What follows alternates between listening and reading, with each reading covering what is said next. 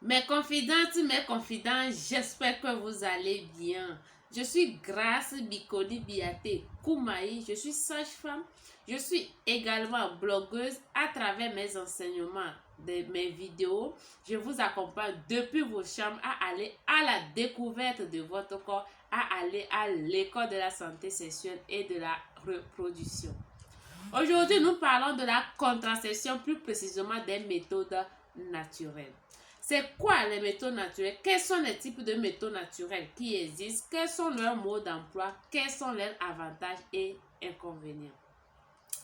Mes confidentes, la contraception est l'ensemble des méthodes, l'ensemble des techniques qui vont permettre à un couple hétérosexuel, c'est-à-dire à papa et maman, d'avoir des relations sexuelles régulièrement sans qu'une grossesse n'en découle, ou autrement dit, sans que maman ne tombe enceinte. Les méthodes naturelles sont ces méthodes, ces techniques qui vont empêcher la conception sans l'apport d'un produit chimique dans votre organisme. Nous avons 7 méthodes naturelles qui existent. Ces 7 méthodes sont subdivisées en 2 catégories. La première catégorie consiste à ce que la femme soi-même détermine sa période de fertilité, c'est-à-dire sa période d'ovulation, et dit je dois m'abstenir des rapports sexuels pendant ce moment, ou soit avoir des rapports sexuels protégés avec le préservatif. Premièrement, nous avons la méthode du calendrier.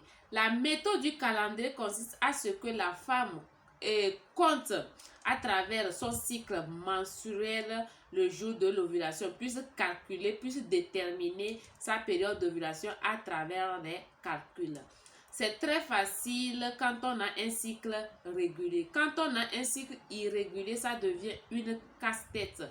Quand on a un cycle régulier, il faut faire plus 14 par ici, plus 1 par ici, plus 3 jours, moins 3 jours par ici. Mais quand on a un cycle irrégulier, c'est très difficile. Je vais revenir dans ma prochaine vidéo pour vous parler, pour vous apprendre à déterminer, à calculer votre période de fertilité quand vous avez soit un cycle régulier, soit un cycle irrégulier. Deuxièmement, nous avons la méthode de la température, qui consiste à ce que la femme prenne sa température tous les matins jusqu'à découvrir sa période de fertilité. Les limites de cette méthode sont une fièvre, une hausse de température, une grippe, un paludisme peut venir perturber votre température. La troisième méthode est la méthode de la glaire cervicale. Cette méthode consiste à ce que la femme suive l'évolution de la consistance et de l'abondance de sa glaire cervicale. La glaire cervicale pendant l'ovulation est filante, tout comme dès que vous mettez, est filante comme le blanc de l'œuf. Donc, à ce moment, la femme va dire que je suis en ovulation. Les limites de cette méthode sont des pertes pathologiques, c'est-à-dire une perte de couleur jaunâtre, verdâtre ou rougeâtre peut venir perturber l'appréciation de cette glaire. La quatrième méthode, c'est la méthode de l'appareillage. C'est un mini lecteur qui consiste à ce que la femme fasse le test à l'urine chaque matin pour pouvoir déterminer le jour de son ovulation. Discutez avec vos sages-femmes, vos gynécologues pour la disponibilité de ces mini lecteurs et surtout du coût de ces mini lecteurs. La cinquième méthode est la méthode du collier, qui consiste à ce que la femme calcule, suive l'évolution de son cycle jusqu'à déterminer sa période fertile. La période fertile est caricaturée ici, en blanc, parce que au départ, la contraception était réservée qu'au couple. Donc, quand on est en couple, la période de fertilité se symbolise par une bonne période. Mais communément, cette période, nous l'appelons danger. Nous avons la sixième méthode qui est la méthode maman, c'est-à-dire la méthode d'allaitement maternel et de l'aménorrhée, qui consiste à ce que la femme qui vient d'accoucher choisisse l'allaitement maternel comme sa contraception. Cette méthode est efficace que dans les 6 premiers mois après l'accouchement. Après 6 mois, même s'il n'y a pas un retour des règles, la méthode n'est plus efficace. Et pour réussir cette méthode, la femme doit donner régulièrement le sein à son enfant, minimum 6 fois dans la journée.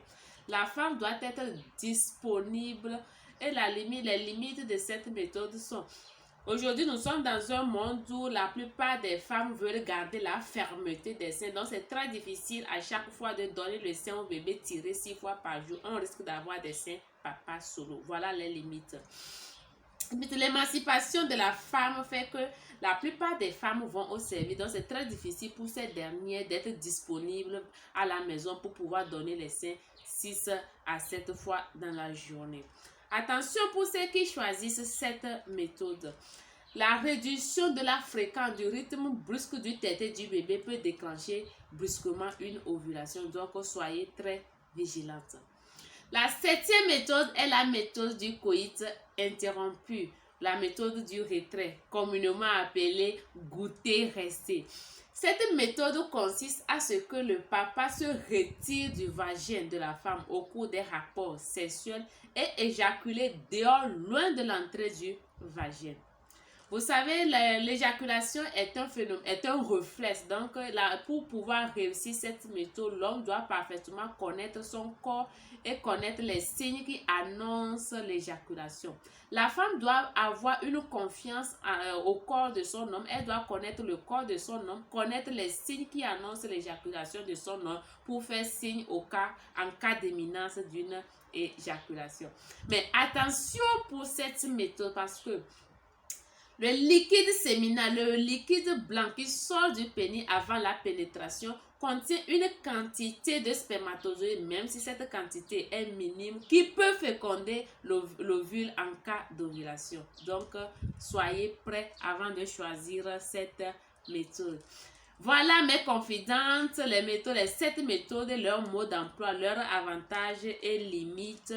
Je vous précise que les méthodes naturelles ont un taux d'échec qui est élevé. Donc, ces méthodes ne sont pas du tout conseillées aux adolescents. Vous êtes adolescent, vous vous posez la question, quelle méthode choisir? À la prochaine dans notre nouvelle vidéo. Mais d'ici là, portez-vous bien.